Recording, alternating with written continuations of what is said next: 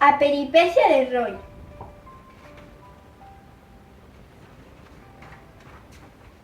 Durante a semana, Roy portárase moi ben, así que o sábado a súa nai decidiu premialo levando á festa.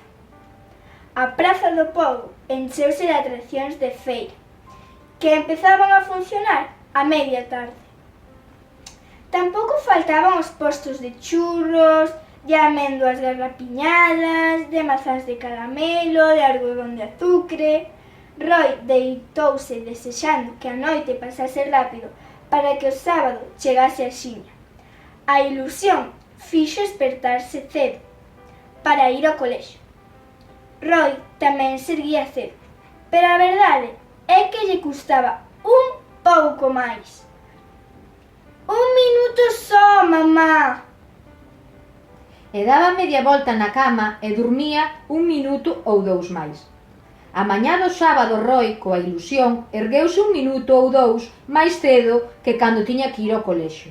A súa nai preparoulle o almorzo, unha cunca de leite con cereais e torradas, e para acabar, un vaso de zume de laranxa. Falta moito para que empece a festa, mamá? 7 horas. Roy tiña 6 anos, e con 6 anos un aínda non se desenvolviu de todo na noción do tempo. E canto tempo é 7 horas? 7 veces o que dura unha hora. E canto tempo dura unha hora, mamá? Pois unha hora, nin máis nin menos.